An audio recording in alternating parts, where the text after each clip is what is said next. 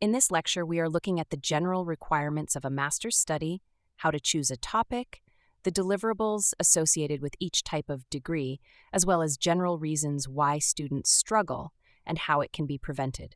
After completing this lecture, you should be able to discuss the basic definition of a master's degree, identify the specific research-related deliverables that apply to a master's degree, discuss the general criteria used in the assessment of a research proposal and a mini-dissertation, provide an overview of the broad process involved in the preparation and examination of a mini-dissertation, list the main reasons why postgraduate students drop out along the way, and reflect on ways in which you could ensure your success. There is an important difference between a master's and a doctorate degree.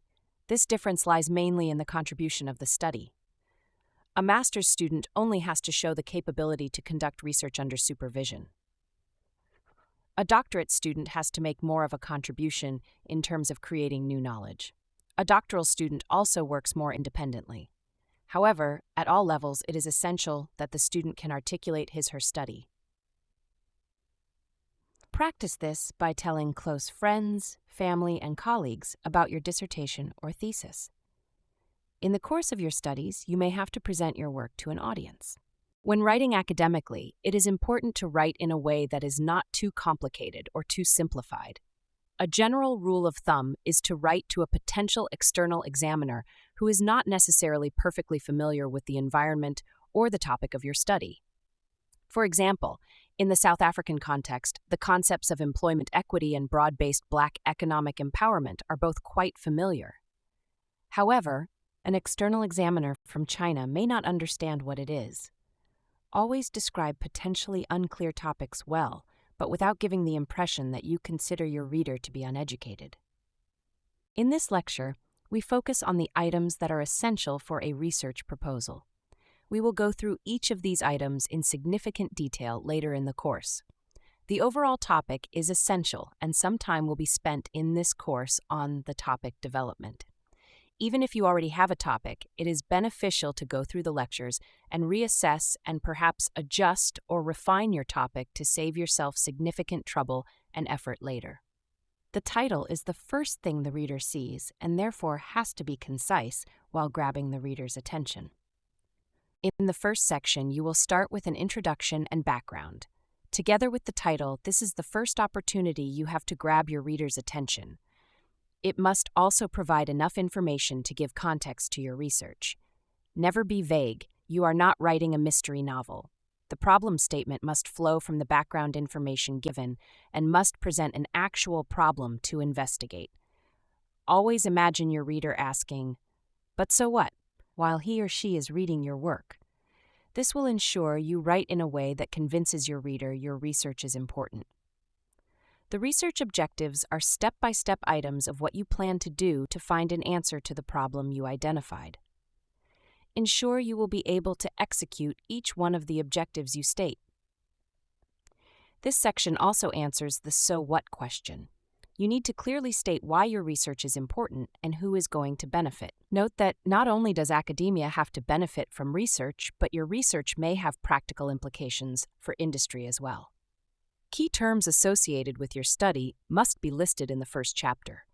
However, to prevent a reader from having to page back and forth, it is good practice to also introduce or define unfamiliar terms the first time you use them in each chapter. Assumptions you make in your research must be stated. For example, if you use financial statements, you can state that financial statements are audited and that you therefore assume it to be an accurate reflection of a company's performance. Even if you know this is not always the case, you can state it as an assumption. The scope of the study is demarcated through delimitations. Delimitations are those boundaries that you put on the study, for example, stating that you only investigate the health sector on the Johannesburg Stock Exchange. Limitations, as opposed to delimitations, will flow later from the results of your research and are thus not addressed in the research proposal. The last section in Chapter 1 gives the reader an overview of the proposed outline of the dissertation or thesis. It therefore presents a summary for each of the chapters that you intend to include in the dissertation or thesis. The research proposal only has to contain one literature review section. The literature review is a critical evaluation and integration of the material that is available on the broad topic that you investigate. It is important to note that a literature review is not a summary, but a critical synthesis. The purpose of the literature review is to see how your research fits into the bigger picture of the field of study. It must have a logical structure and be easy to read without being overly simplistic. All sources must be properly cited in a technically correct way. More details on the particulars of the literature review follow in a later lecture. In the research methods section, you introduce the paradigm or philosophy of your research approach, as well as the more practical aspects of the research design and methods. One of the most important things in this section is a clear indication of where that data will come from. Supervisors are most interested to know that you have access to sufficient data to conduct the study. Apart from the student, the supervisors also put a lot of effort into a dissertation or thesis and do not want to see it fail in the last stages because of data unavailability. Access to data is therefore also an important aspect of topic development. You also need to discuss any potential ethical issues that may arise when you conduct the study. In terms of other general guidelines, you need to remember that you want to impress with the research proposal. It is therefore essential to make sure you use proper academic language and that your writing follows a storyline that is easy to keep up with.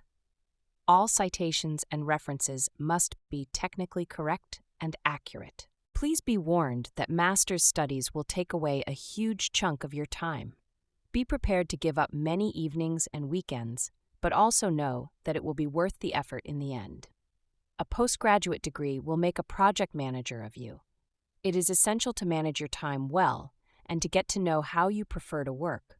For example, some students work best if they get up early each morning and do some work before they get ready for the day.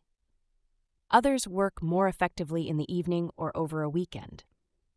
By doing this course, you are already addressing the issue of perhaps not having all the necessary skills.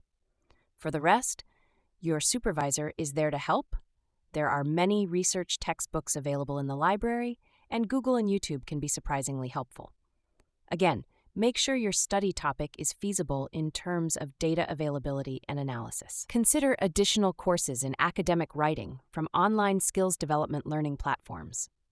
Make sure to get out and meet up with friends. A postgraduate degree must not isolate you completely. Also, make friends with other postgraduate students. A work group that gets together now and then can be very helpful. Unfortunately, life happens, and the PhD process is a long one, so some disruptions will inevitably occur during your studies. Communicate immediately with your supervisor when something happens that may disrupt your studies. He/she is in the perfect position to help you decide whether a temporary break from your studies is necessary or how to otherwise manage the disruption. For self-destructive behaviors, there is not much advice except motivational books, podcasts, and a reminder of the motivation that made you decide to embark on this journey. Be objective when you evaluate the supervision you receive from your supervisors.